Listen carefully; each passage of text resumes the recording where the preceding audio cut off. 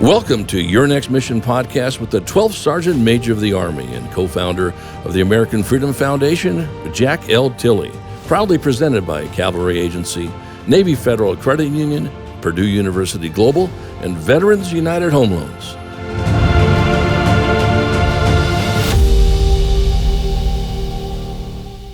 Good day out there, veterans and families, and welcome to Season 2 of Your Next Mission, a program initiative of the American Freedom Foundation. I'm Jack L. Tilley, 12th Sergeant Major of the Army, and your host. We have a great show for you today. In fact, we have a wonderful show. But before we get started, if you're watching this on YouTube, please like us and click on the subscribe button below, because we need our veterans to follow us so we can help you each and every day with the issues that you have. We're going to focus this discussion today on the U.S. Army National Training Center, better known as NTC, at Fort Irwin, California. Now, before we get started, I want to thank our presenting sponsors, Cavalry Agency, Navy Federal Credit Union, Purdue University Global, and Veterans United Home Loans for making Your Next Mission happen. They love our veterans and families, and we certainly love them. As I mentioned, today's theme is about the U.S. Army National Training Center, again, better known as NTC, in Fort Irwin, California. And I'm so excited to introduce Brigadier General Curtis Taylor, Commanding General, and Command Sergeant Major William Justice, Sergeant Major of the U.S. Army National Training Center at Fort Irwin, California. Welcome, gentlemen. So good to have you on the show. Great to be here, SMA. Real honor. Well, SMA, thanks for having us. Well, thank you for being on. That's for doggone, Sharon. And I know the audience was really eager to hear about all the things that you guys are doing out in NTC. But before we do that, can each one of you tell us a little bit about yourself? And sir, we're going to start with you, and then Sergeant Major chime right in after he's finished, sir. Well, SMA, first off, it's a real honor to be on this show. And just looking at some of the podcasts you've done in the past, pretty august group there, and include me and Sergeant Major Justice in that is an honor. We think we got a story to tell out here at NTC. I appreciate you taking the time to spend with us. My background, I grew up in a military family, did all the normal armored cavalry things, a couple tours in Iraq, a couple in Afghanistan, served in a bunch of different places. Most importantly, I've been married to the same woman for 25 years now, and raised two great daughters who are both doing well and loving what I'm doing out here at the National Training Center. I will add that the first job I ever had that I got paid for was working at the AFI shopette at Fort Irwin, California, when I was a young teenager in high school in 1986. So I'm truly back home here in the desert. I had an opportunity to serve here as a teenager. Take that long bus into Yermo. There's more than just a railhead in Yermo. There's actually a high school there. Pretty good football team. Played a little bit there. And not enough for me to go anywhere else with that, but it was fun while it lasted. And then had the opportunity to come back here as a captain in 2001.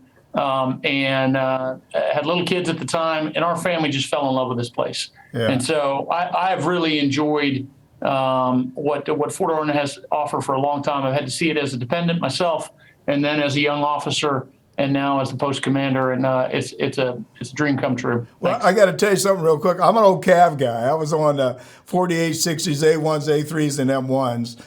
For the first thing, so I've been out to NTC quite a few times. The second thing is, you said you was married for 25. I'm having my 51st wedding anniversary in January, so I would sort of say that you're a rookie on that side of the house, but if you need any help, just let me know. But the key to success in marriage is she's always right, you're always wrong. There's no question. Absolutely. Never try to win an argument. That's what we've learned. But I know I'm just getting started. I got a ways more to go, but we're having a good time so far. Thanks for having me.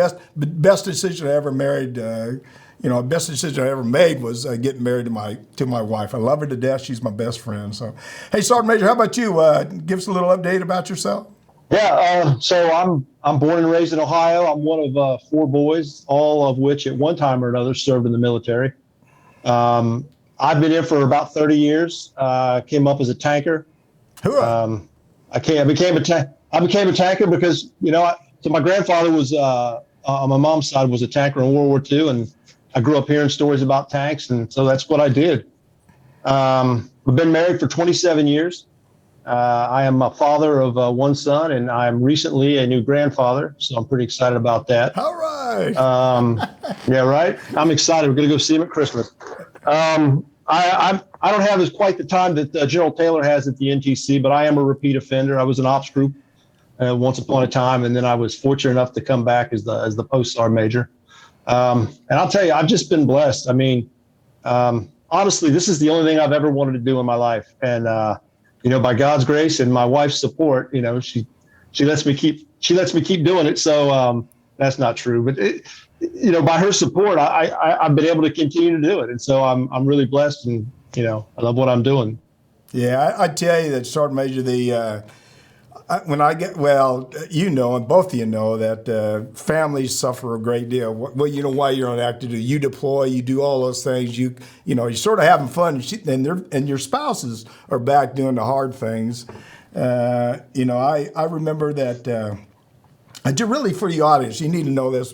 You guys miss so many Christmases and so many birthdays, and it's really sad. I know when I got out, though, I told my wife, for the rest of my life, I'm going to do everything I can to make your life better. And whatever you want, I'm going to do. There's no question about that. So God bless both of you, and thank you for your service. Like I said, I only stayed 36. I wish I would have made it 66. I would have stayed as long as I could. Probably stayed till the day I was dying. Hey, sir, can you tell us, the mission of NTC and why that's so important? I know it's a big mission, no question about that, and I've been out there quite a few times, but can you tell the audience about what the mission is for NTC? Yeah, and I appreciate you asking. We've got a very simple and very, very important mission, and sometimes the simplest things are the hardest, right? Our mission is to prepare Army tactical formations to be ready to win the first battle of the next war. Yeah. That's really important the way we word that. So if you know our history and American history of warfare, we've done some great things in battle, but we've always started off a little out of balance. World War II, Kasserine Pass did not go well for the American Army. We were ill prepared, and we didn't understand how to combine arms at the battalion and company level. Korea, we had Task Force Smith. In Vietnam, we had some bad days there in the Yadring Valley. And we really had to learn from those first fights, adapt, and become the great Army that we ultimately became in each one of those conflicts. But what we realized in 1973 is, as a bunch of great leaders before us were watching the Yom Kippur War, we realized that warfare had become so rapid and so decisive that really that first battle was going to determine some strategic outcomes. And we could no longer afford to make a lot of mistakes and shed a lot of blood, frankly, in those early conflicts and then learn. We had to find another place to learn those hard lessons. And so a bunch of smart guys and some great leaders who helped create the Army we have today, guys like Don Starry and others, got together in the early 80s and said, we need a location where we can bring together our tactical formations and create that crucible of combat in the most realistic environment that we can possibly come up with. So that we build those lessons learned. And so we did that. It was one of the great big bets. Now it seems like it's the way we've always done it. But this was a controversial move. The idea that we were going to take brigades from home station, take them all the way out to California, and have some other installation commander be involved in their training and provide essentially an external look at their readiness. That was pretty controversial at the time. But a lot of great leaders put that together. It's kind of messy at first. We started out at battalion operations in 1981. By 1986, we moved to brigade level operations.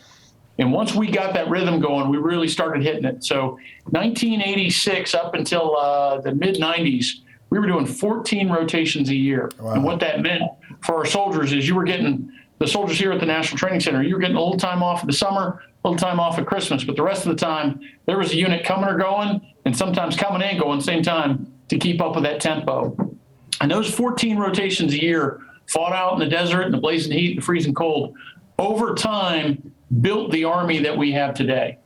And so if you look at the success we had in Desert Storm, which is only 5 years after we went to brigade level operations, the ability to destroy the fourth largest army in the world in under 100 hours, that was only achieved because we got the best NCO Corps in the world, and because we got the National Training Center and the Joint Readiness Training Center with it. Our ability to push forward across the Kuwaiti border, deep into Iraqi territory, and take down a city of 5 million people and the army that occupied it, and to do that in 21 days' time, that is an incredible feat when you think about that. We did that just 12 short years after Desert Storm. That was born out of rotation after rotation of coming to the railhead in Yermo, downloading your equipment, having to fight your way up Mannix Trail, having to get out into the box, and then do that 14-day sustained operation through the desert. And we would not have been able to do that had we not rehearsed it time and time again. So the National Training Center continues to focus on preparing our tactical formations, and I don't just say brigades, because we do a lot of training from platoon all the way up to sometimes we get echelons above brigade divisions, but we do a lot of training to prepare those formations to fight and win that first battle of the next war, and that's what our mission is. Yeah, it was one of the things. I'm going to add to that a little bit. We're not the biggest army in the world. No, we're a third. Is that right? China, India, and then the United States Army. Just a question I wasn't going to ask you, but you made me think about it. So based on your training and technology, that just makes us a better army, I'm sure. And the reason why is what you're talking about right there. Well, yeah, exactly. In warfare is a symphony. It's about bringing together, at the tactical level it is. It is about bringing together a bunch of complementary capabilities in a synchronized fashion. That is the essential, art of war at the tactical level. It's just like an orchestra, and like any orchestra knows, you can have great tuba players and great flute players, but if they're not playing together and they don't practice together and don't learn how to bring that together, that's an art that has to be trained. And you need a lot of land and a lot of training, a lot of space to do that. And what the National Training Center allows us to do is to bring that together. And every time we do it, a new generation of leaders gets to see what that symphony looks like and understand the enormous amount of work that goes into making it all work together. One last thing, I'm sorry, I got a question. You get me all motivated here. The thing about that is you can see a tremendous change from when they get there to when they leave. Is that correct? I mean, the efficiency and all of that. And Sergeant Major, you can jump in there too on that one. Yeah, absolutely. I'll go first and then pass it over to Sergeant Major. Absolutely. We see a vertical learning path, right? And the most important thing that we ask units come in is they got to come in with lethal platoons and trained and disciplined squads. That foundational readiness is so important. But when they come in here and they bring that together, especially if they've invested in more than just their tactical formation, more than just the maneuver folks, but they've got mature command posts and mature field trains, and they understand how they're going to use their intelligence company and how they're going to use their signal company. When you've got that mastery at the platoon level, and they just take off here. Yeah. And it is so fun to see that learning that happens over the course of just 14 short days. Yeah. And Sergeant Major, I'll pass it over to you. Yeah. Go ahead, Sergeant Major. I think just what the boss said. The thing about the NTC is it becomes kind of a certification event for a brigade. Hey, we say this brigade's ready to. But that's at its core, in my opinion, that's part of it. But at its core, what it really is, it's a leader development. I think General Martin used to call the crucible, leader development crucible. It's supposed to make a leader have their hardest day in the desert. And what you see is as those days progress, they get better and better and better. Yeah. They begin to solve problems that, frankly, they didn't even know that they had, because whether it's the OPFOR or the terrain or the distance, they begin to solve problems, sustainment or CASEVAC or you name it. And they grow. And what you see from the beginning, and this is from brigade commander down to team leader, the growth that you see over the course of a rotation from start to finish, just from a leader development standpoint, is to me, that's really what's special about the NTC. Yeah. So I'm going to ask you a question. How important is just the basic fundamentals of being a soldier? I'm talking about physical fitness, weapons. I used to say that if you can get that basic fundamentals of being a soldier, basic tactics together, it saves lives in war. What do you think about that? Just the basics. No, absolutely. It's foundational. It's just what it sounds like. It's, we as an Army, we're beginning to relearn things about training management, how to identify the high payoff task, that supports the collective task, that supports the medal task, and those individual tasks that support all of those collective tasks. Those are what's foundational. Like you said, being able to shoot, being able to maneuver, basic first aid. And the desert, I'll tell you, the desert in the summertime will let you know if there's a hole in your fitness program. Yeah. It's a challenge. And I think that those are the things that, at our core, those foundational things we've got to be able to do. Like General Taylor said, if you show up with lethal platoons and squads, we can get you there. But that foundational training that has to take place at home station, and physical fitness is it's critical. You guys have got me so pumped up sitting in the chair. One last question before I'm going to get on to something else, and this is for both of you. How important is battle drills? Just drills, because I always do battle drills, and I want everybody to do the same thing every time. How important is that when they come out there to the NTC? Yeah, SMA, I'm glad you brought that up. It is so important, and anybody who thinks we've kind of matured past that, or that's something from a different century, absolutely not. What you have to have is a cohesive team that reacts in unison to contact in the same way, in a synchronized way, yeah. Right? That is so important.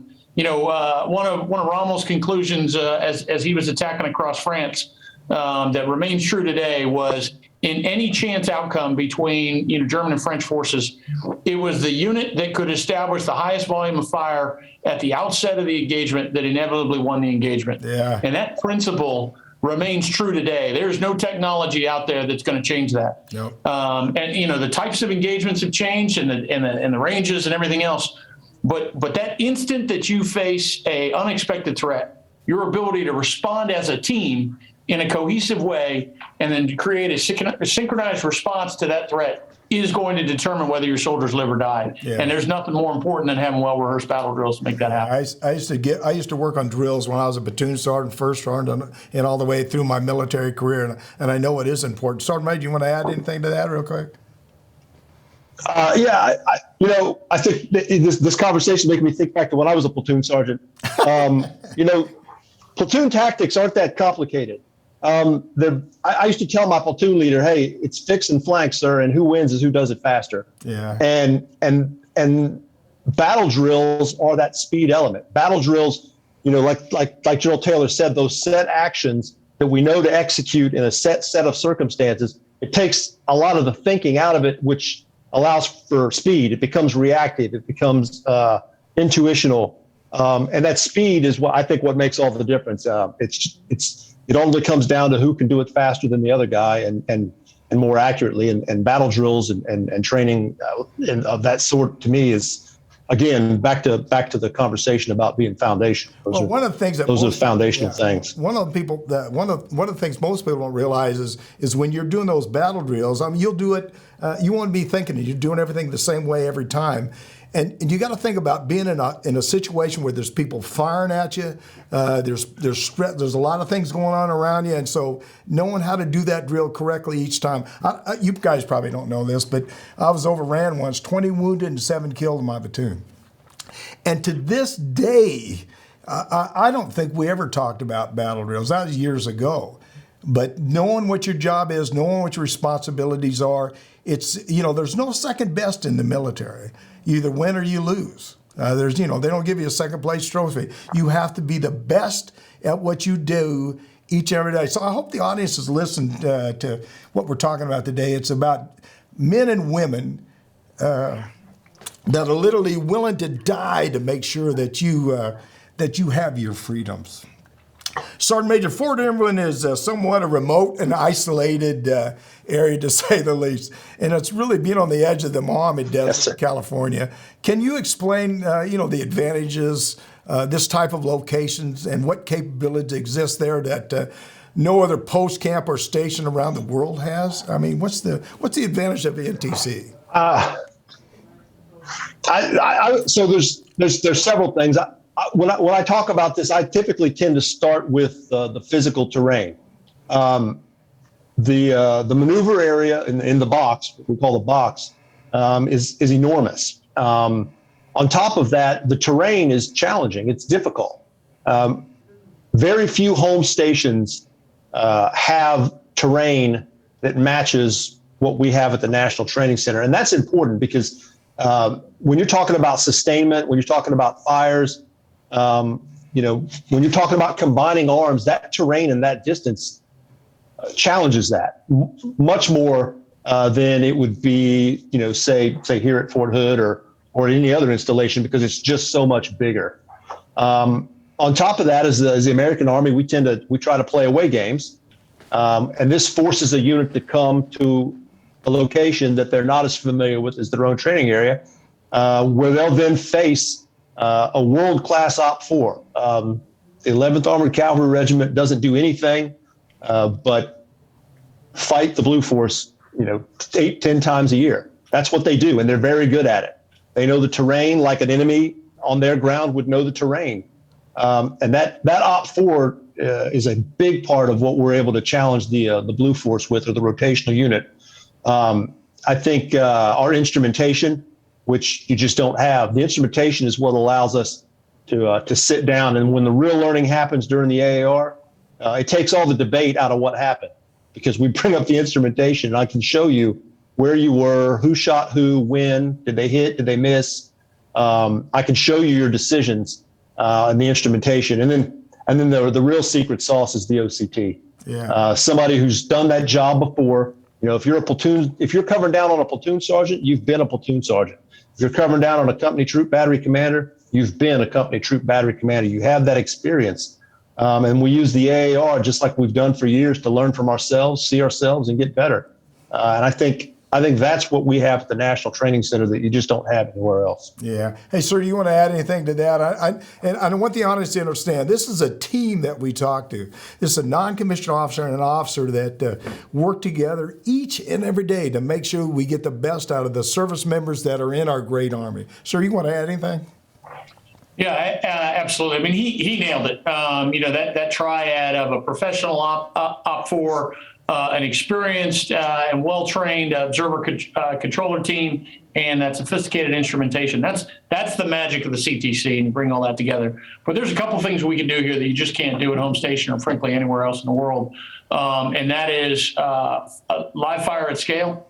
We can execute a brigade level live fire here to allow the brigade to see what happens when you bring in with live bullets all that artillery, all that, your breaching capability, your attack aviation capability, your direct fire weapon systems.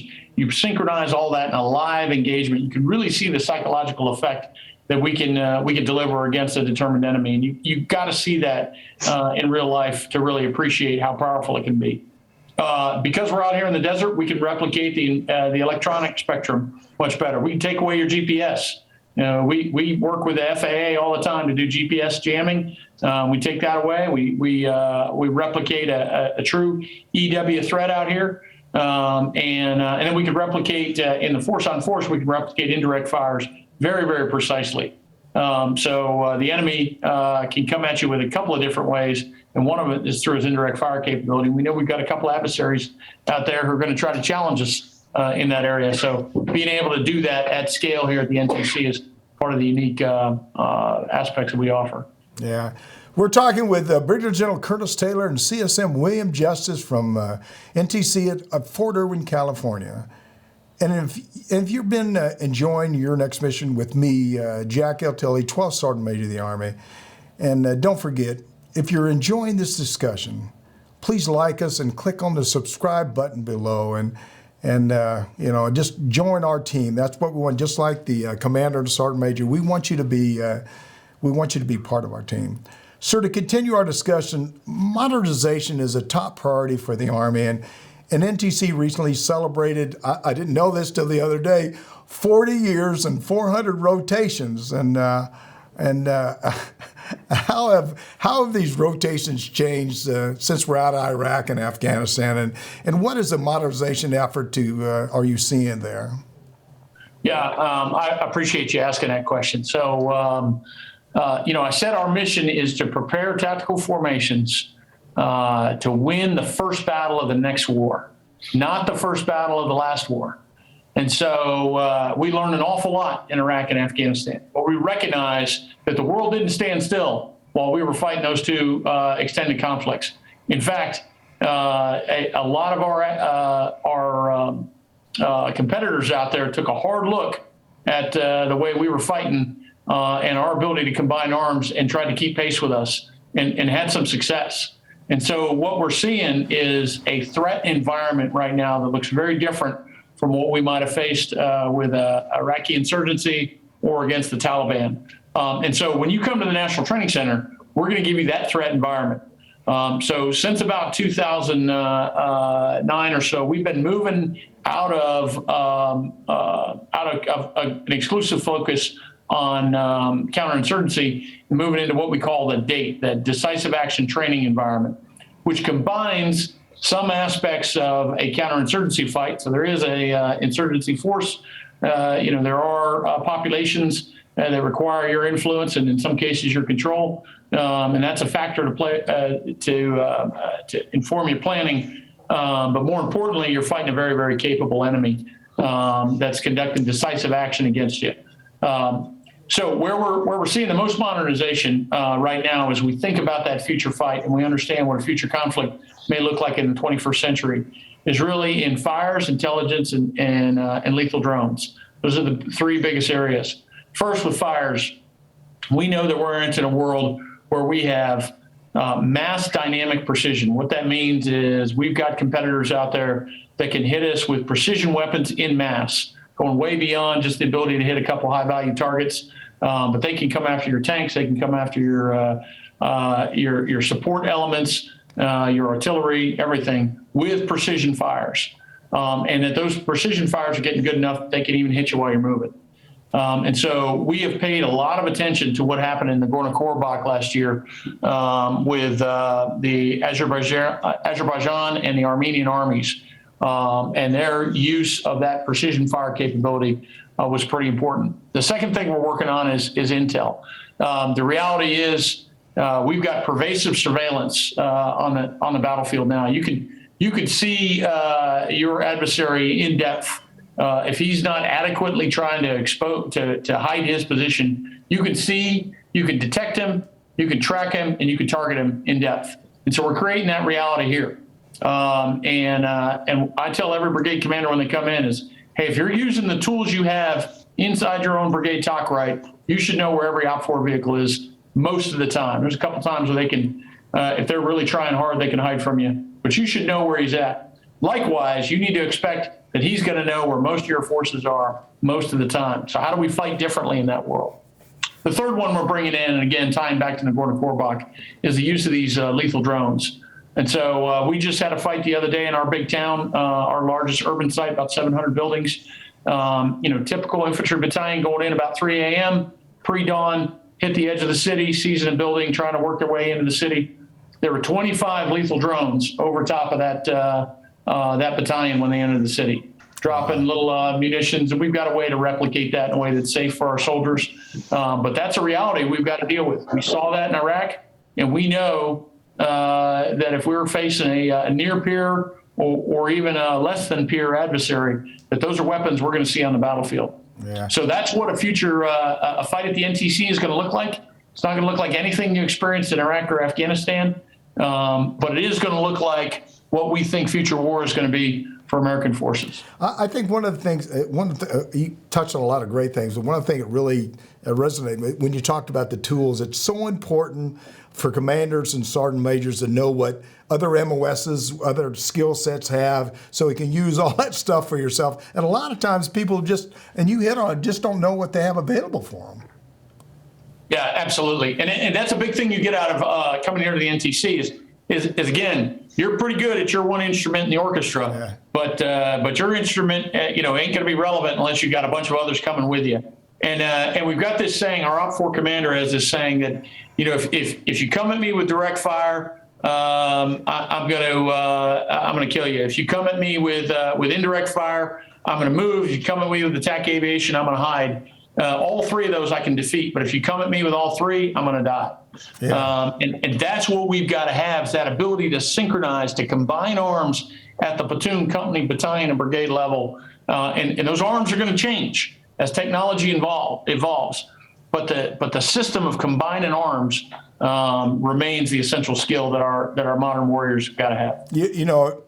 I learned that at a very young age in the Army when I was in Vietnam.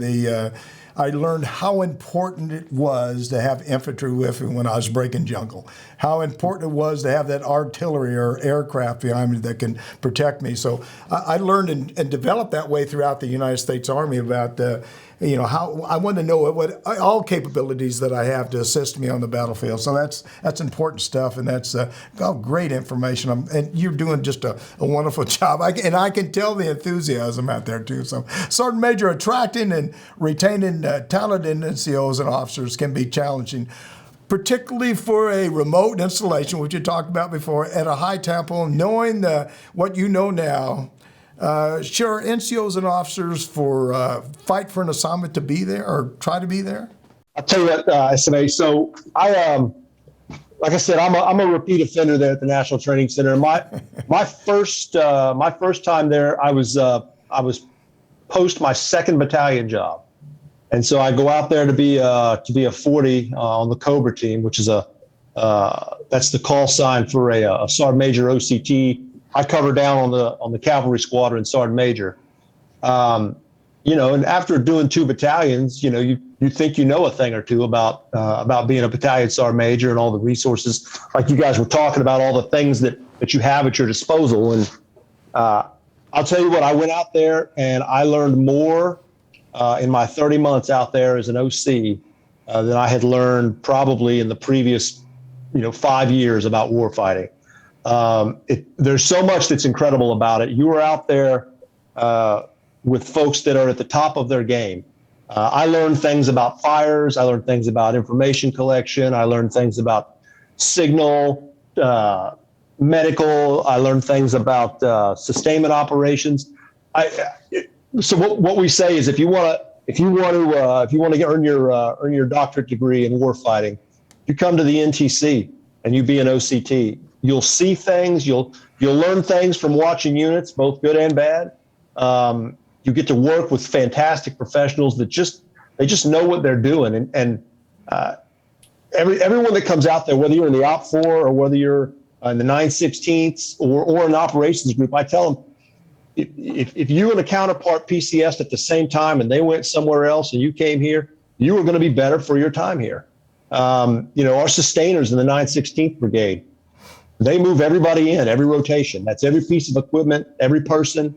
When the Army has movement control questions, they call 916. Operations group, we've talked about all the things that they do. And then the reps and sets that you get in the regiment. When you leave there, you're going to be better. If you're serious about your profession, the National Training Center is the place you want to come, whether it's to be in the Op 4 or 916th, or if you're more senior, to be in operations. Yeah. That's our message. We put a lot of work into recruiting. Yeah, just an add-on question here. I know when I was on active duty, we used to have a program where if you was getting ready to take over a battalion or brigade or something, they could rotate, but not rotate, but go out to NTC and sort of go through and see exactly what you have out there. Do you still do anything like that? Bring out maybe former commanders or future commanders and future sergeant majors to visit NTC and see what's going on? Well, SMA, we still got a pretty aggressive right seat ride program. PCC's timeline doesn't allow for, and COVID kind of paused a little bit of this. But right now, the timeline is not formally inculcated in PCC. But what I really like is we get a lot of our 07s and the COG, and that's the battalion senior trainers and then our brigade senior trainer, talking back to those PCCs, those pre-command courses, to making sure we're sharing those lessons learned. But the one thing we always offer is for units to come out here and do a right seat ride along with our observer controllers or with our Op 4. We've had great success bringing intel officers out and having them ride along with our opposing force and have them see how we fight and how that they're able to I mean, because you're not going to get that opportunity with the next adversary, so you might as well come out here and watch a bunch of smart young kids who are trying to defeat the American Army every day and see how they think through that process.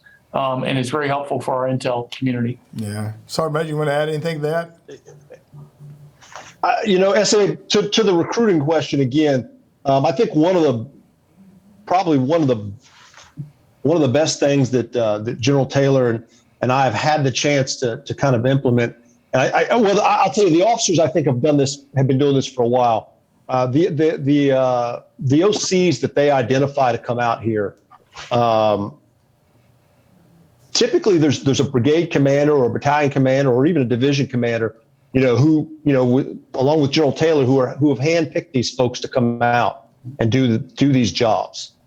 They're identified based on their talent. As an NCO Corps, we've started to put that in the hands of the division sergeant major. Yeah. And I think that's paid off a lot. We do recruiting trips to installations based on, we pull some data based on the new manning cycle, and we identify the right people that need to move at the right time to fill the jobs that we need filled. And the division sergeants major are supportive. They find the people that we need, and we talk to them, and we start recruiting. General Taylor also started a program where we recruit in rotation. We identify folks, we bring them in, and we talk to them about being an OC and the National Training Center. And I think looking back, I think that's one of the best improvements that we've been able to drive in terms of recruiting. Yeah, is that with the development of the AIM 2 portal and talent management task force? Is what the efforts are using to attract soldiers? Is that what you're just internally talking about? Yeah, that's exactly right, SMA. We track very carefully, who's coming up in that portal and what positions we have available. And I love it. The statistics will tell you that Fort Irwin is one of the less desirable places to go because it's remote and isolated, and and there's some limitations of being out here in the desert. So it's a great challenge for us. We've got to earn every recruit here in the National Training Center, and it makes us better leaders. Honestly, I'm a huge fan of the AIM portal system because it allows us to see our officer population well beyond the detail of just rank and branch. And number of years of service. I mean, that's how we used to make assignment choices. Now we're looking deep into officer skills, their knowledge, skills, and behaviors, and understanding them as a person, understanding their family. And then I've got to make a value proposition to them here at the National Training Center on why they want to come here. Yeah. And so it makes me a better leader, and it makes me enforce better leadership in my formations, because I know that the best recruiting tool I have is for captains. The best recruiting tool I have is the captains I have right now. And if I'm not treating them right, and I'm not delivering on that value proposition, providing a great community for their families, providing a predictable timeline so they can plan out their family vacations and everything else, and most importantly, providing them that PhD in warfighting, then they're going to go back to their peers and say, hey, go somewhere else in Fort Irwin. But I know every day we're getting reported on here by the quality of leadership we provide to our subordinates. That's how we attract and retain talent. I was reading something the other day that talked about people will stay with good leaders. They'll also ETS with, away from bad leaders. So if you're keeping people out there, it's because you got great leadership out there. Let's take a quick break. We'll be right back, and you've been enjoying Your Next Mission. You're watching Your Next Mission, proudly presented by the Cavalry Agency. They help brands dominate no matter their size. Ideas, strategy, action. This is Cavalry. Learn more at cavalry.com. Navy Federal Credit Union, the most trusted credit union owned by members of the military community, serving all branches of the armed forces and their families. Their members are the mission. Learn more at NavyFederal.org. Purdue Global, providing affordable online education for hardworking adults. Learn more about a personalized, innovative, and world-class education at PurdueGlobal.edu. Veterans United Home Loans, the #1 VA lender for 5 straight years. If you're buying, they're funding your dreams.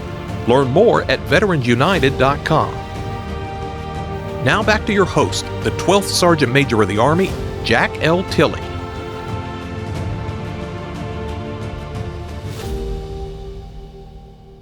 Welcome back. I'm the 12th Sergeant Major of the Army, Jack L. Tilley. We're blessed to be here with Brigadier General Curtis Taylor and Command Sergeant Major William Justice from NTC at Fort Irwin, California. And I want all of our listeners to reach out to me directly. Tell us about your transition. If you're transitioning out of the military, tell us about it and tell us what topics you'd like us to cover on this podcast, on this video. You can also call or text me at 844-424-1134, and you may not believe this, but I'll reach out to you. I may text you back, or send me an email at smatilley@yournextmission.org. Okay, let's pick it up where we left off. We're heading into our final segment with you today, and I hope you both enjoyed it as much as I have. And I've been having a great time. You're making me reminisce about all the good things that I did in the military. Hopefully I did in the military. I just have a couple more questions. Sir, the quality of life is a major priority. We just talked about that a minute ago, a major priority for the Army. What is the history of this initiatives, and what improvements have been made, and what's planned for the future? Yeah, so the SMA and Chief of Staff of the Army came down to Fort Irwin a couple years ago and looked at it and said, we can do better. There are things that we can do to improve quality of life across the board. So they created a QOL task force that designated 3, now 4 installations to be a focus for quality of life. And that's Fort Irwin, Fort Polk, Alaska, and now Fort Hood. And that QOL task force up at the Pentagon is very focused on helping us with a broad breadth of issues and things that matter to families. Some of that is brick and mortar, and anybody who's done that in the Army knows that that's really hard. It's even harder in California, and it's really, really hard in the California desert. And so we've been working on some facilities construction, new barracks, some community centers, teen center, those kinds of things, and that's moving along in the Army process for that. But more importantly, it's getting the programs and the people right, and that's really where our effort is. We've identified up front that the single most important issue we have here at Fort Irwin, California, is spouse employment. What we realize is the American family is changing, and many of our best warfighters are a 50% or less part of a professional couple. And that relationship is important, and we've got to think about both those careers when we make a decision to hire that warfighter to come out here and be a part of our family. And so making sure that we're offering programs that either allow them to transport their current career to Fort Irwin, and the COVID pandemic has opened up a huge amount of opportunity in terms of telework capability for many professional businesses and many fields across the spectrum, but also to identify those skill sets and those spouses before they leave home station, and then offer them opportunity here. And we've got the tightest labor market that anybody's seen in my lifetime, certainly. With you can't go anywhere nowadays without finding people asking for people to work. The same here at Fort Irwin. We've got over 200 jobs available at Fort Irwin, and so we're marketing that to our families, and then helping them work through the process of applying to government jobs and USA Jobs, and working through that process. Tied to that, so spouse employment is the big one, but kind of a corollary is childcare.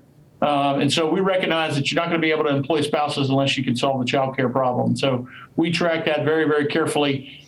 We've gotten some great resourcing to help us grow our child care capacity here, so that we can get more of our spouses who desire that kind of care to seek employment or be able to do other things.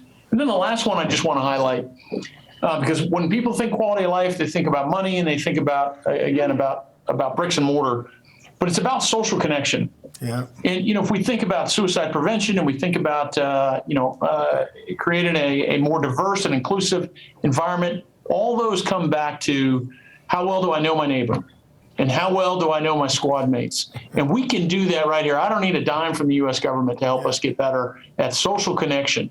And so we've been pushing that really hard. We've got our coming out of COVID, we've had to reinvigorate our SFRG program.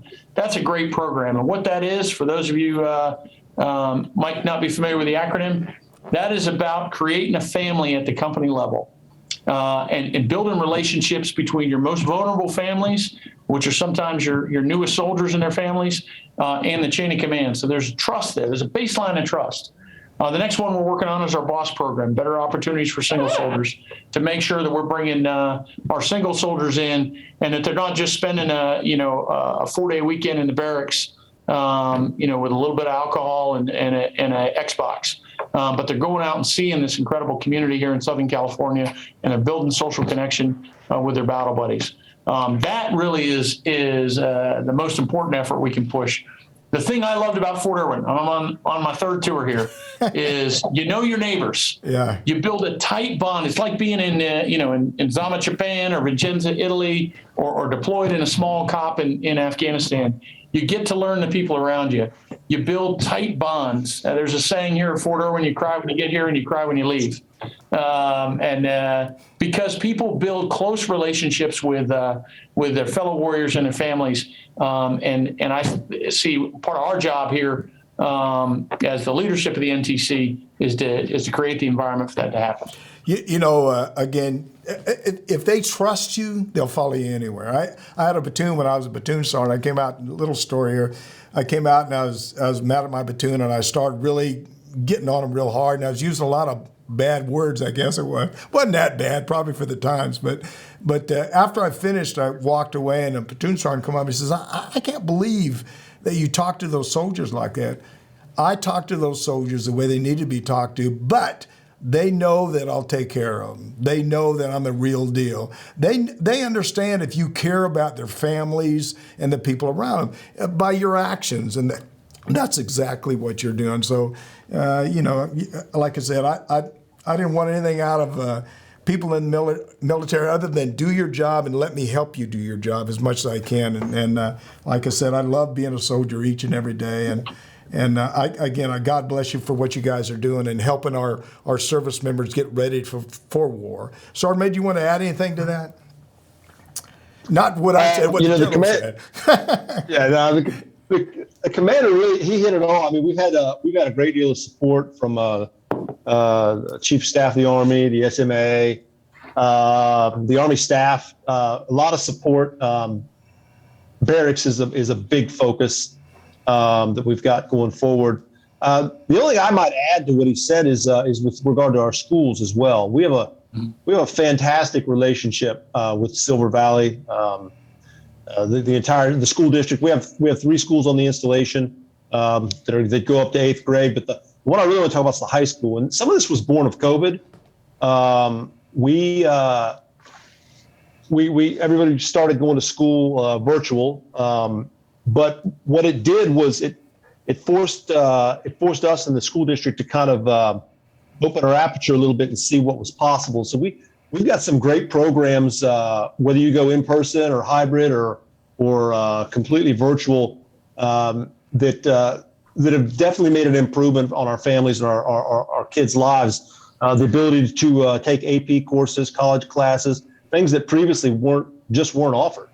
And I think that's been a huge quality of life lift for our soldiers and our families. That's the only thing I would add to what the commander said. Yeah, real quick, I got a couple more things to ask you, but if there's one thing you'd change at Fort Irwin, what would it be? Sir, you first, and then Sergeant Major. One thing that you'd like to improve or whatever. Just one thing you'd like to change. Oh, I think as a policy, we need to make it easier again, it goes back to what I said. We need to make it easier for our spouses to apply for a job, to be hired for that job, and to know that they can start work as soon as their husband or their spouse reports to work here at Fort Irwin. And I'll be honest with you, the Army's working on that. We just had the head of the CHARA, the Army's Human Relations agency, out here at Fort Irwin, little tiny Fort Irwin, and she didn't just come for a couple of hours. She stayed here for 4 days and really dug into exactly that problem and how can we create better opportunities for our spouses. Wow. Sergeant Major? And again, it's a problem that's being worked, but I would have my kids in new barracks across the installation, like today. I would get them in new barracks. That would be the thing that I would change, is just to be able to do that faster. But the Army's been great. We're working the processes that we have to work to get them. But that would probably be, if I could change something like overnight, wave my magic wand, that would be it. Yeah.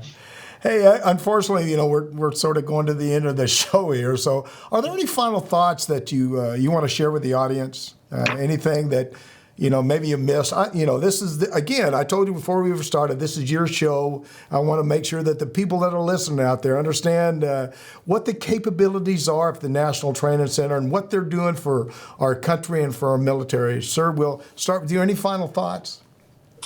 Yeah, SMA, I want to say, I want to share a story with you. I know you got a lot of retired non-commissioned officers on the net who might be worried about, where our Army is.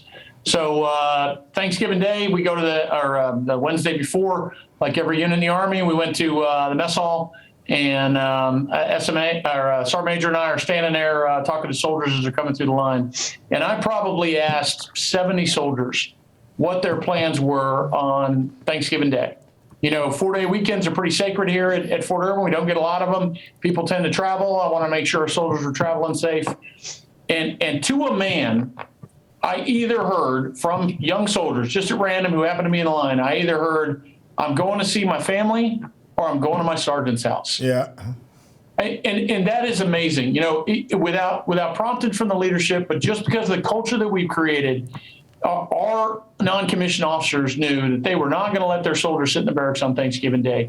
To a man and woman, every soldier I asked either had a plan to go see family and travel, maybe with a buddy, or if they were going to be on Fort Irwin, they were going to be having Thanksgiving with one of their non-commissioned officer leaders. And that just says so much about where our Army is today. We talk a lot about engaged leadership, and of course, we see it when it fails. We know what happens when we fail in engaged leadership. The soldier that had a bunch of high-risk factors that we missed, and the chain of command wasn't tracking. But as we focus on those, the 99%, they're out there. And your non-commissioned officers, SMA, are doing the right thing. They're taking care of their young men and women, and they're making the very best out of this next generation of great volunteers we've got coming into our Army. Yeah, we have a tendency to focus on the negative versus the positive. There's a lot of wonderful things that go on each and every day, but they'll talk about that one thing. Life's not perfect, but I agree with you. There's a lot of good things, and you're doing a wonderful job. We got a great officer and non-commissioned officer going in the United States Army. Sergeant Major, any final thoughts for you? Just, I guess, to kind of slide in a little bit on what the commander said. People talk a lot about the Army's change. It's certainly changed from the time I've joined. I'm sure it's changed from the time that you joined. There's a lot of change. There's a lot of things that are happening. But there's a lot of great change that's happening. There's a lot of things that we're doing that are the right way, the things that we should be doing. And I, like the boss said, I'm proud. I'm proud to be a non-commissioned officer. I'm proud of my sergeants. And I'll tell you, the one thing that has not changed is that we are an army of American soldiers that are ready to go to war and are ready to be led by their non-commissioned officers and their officers. And it's a tremendous team. And I'm just every day, every rotation, every time I get to go out there, I'm amazed at what I see, at the things that these fantastic Americans are accomplishing. Well, people always, I talk to a lot of people all the time. They always say the fact that, the Army's changed. And I said, hey, the Army has to change. When I came in the Army, we had M14s. When I left the Army, we had ARs. So the Army has to change. It's about technology. It's about equipment. It's about training. It's about making it better. Because guess what? If you don't change, pretty quick, you won't be the best Army in the world. So you have to continue to change and develop our non-commissioned officer and officer corps and our equipment and technology. That's just a part of life. So keep changing. People, again, I have people talk to me all the time about I don't like this or I don't like that. And I always say one thing. I said, look, When I was in the Army, I did all I could. Now I'm out of the Army, all I do is support the Army. And the decision that they make, I don't have to like them because I'm not there, but I support them. Because I know they're doing what's right for them. I got to tell you one more story. When I got to be Sergeant Major of the Army, a friend of mine, John Stevens, called me up and says, "Hey, I'm going to give you some advice." I said, "Yes, sir." He says, "The things that you did to become the Sergeant Major of the Army, don't change them because now you're the Sergeant Major of the Army." Because sometimes people's heads swell up and they think, "Hey, look at me." And so don't change who you are. Just like you guys, don't change who you are. You're great leaders. And don't change the development as you move on within your military career. He said, I said, "What's the second thing?" He said, 50% of the people like you and 50% of the people won't like you. So when you make a decision, you make a decision based on what's good for the Army, not for Jack Tilley, not for General Taylor or Sergeant Major Justice. It's for good of the unit is what you make the decision for. And as long as you're doing that, I think in life you're always going to be great. So, thanks to the Brigadier General Taylor and Sergeant Major Justice. Thank you guys for being on the show. I love this discussion. I wish we could talk for 2 or 3 hours, but keep training, keep teaching, and keep coaching our Officer and Non-Commissioned Officer Corps. I'm Jack L. Tilley, 12th Sergeant Major of the Army. You're enjoying your next mission. And thank you for being with us today. Please visit our website at yournextmission.org and leave me a review. I always say leave me a good review. If it's going to be a bad one, well, okay, bring it on. Let me listen to it. But, give me a review. You can also visit our partners there, and that'll provide you with so many services that will assist you in your transition from the military. We want to help you in any way that we can. Also, please visit our corporate partners and see all the jobs that are available. I think in this country now they have 11 million jobs, and guess what? We have some on our website for people that need employment. Please know we want to assist you any way that we can. Please follow me on my personal social media channels. I never thought I'd ever say that. Facebook, Twitter, Instagram, YouTube, LinkedIn. And if you enjoyed our discussion with Brigadier General Taylor and Sergeant Major Justice, please like us and click on the subscribe button below. Don't forget, we want to hear from you. Please leave me a message or send me a text at 844-424-1134 or send me an email at smatilley@yournextmission.org. Thanks again to Brigadier General Taylor and Sergeant Major Justice for being with us today. It was really just great having you on the show. And I want to leave you with 3 things to remember. We're dedicating Season 2 of Your Next Mission to all those veterans and family members who struggle with mental illness, which so often has led to someone taking their life. Please reach out to someone you haven't spoken to in a long time, and just to check up on them and see how they're doing. I'm going to tell you a little story. I had a good friend of mine here, probably, I guess, about 3 or 4 weeks ago, that I won't mention his name, but he was a senior guy in the military. He let his dog out in the backyard. His wife had left. And he walked down the block and gave a note to a guy standing on the corner. And he went out in the woods and committed suicide. It's about helping each and every one of us each and every day. It's about checking on your buddy and making sure that's okay. Just because you take that uniform off doesn't mean that you're not still serving. Second, I'd like every veteran in this country. I'm proud of being a soldier. I'm proud of the things that I was able to do, and sometimes I think people forget about that. So I'm going to ask you each Friday, and on your service birthday, I want you to wear your military hat. I want you to put that hat on that says U.S. Army or U.S. Navy or Marine Corps or Coast Guard or Air Force. But be proud of who you are. You guys and gals lead by example in this country. Let's help some people out. Let's do the right things. Let's be proud of, again, what you've done and what you continue to do. And I want to encourage everyone who is watching or listening today to reach out to your neighbor. You know, something amazes me every day that, I walk about 4 or 5 miles a day, and I walk by people and I say good morning or afternoon or, hey, how you doing and what's going on? And a lot of times they'll look at the ground. They won't engage me. You know, I was taught in the military to give them some kind of response, good morning, good afternoon, or a smile. Well, here's what I'm asking you now. Offer a smile or a helping hand. Together, let's try to bridge that divide that's sometimes affected so many of us. Together we stand as a team. It's about life, it's about God, it's about making a difference in our country. Again, thanks for being with us, and thanks to Cloudcast Media, and of course our 4 presenting sponsors, Cavalry Agency, Navy Federal Credit Union, Purdue University Global, and Veterans United Home Loans. We appreciate all you do for our military. See you on the high ground. Hooah!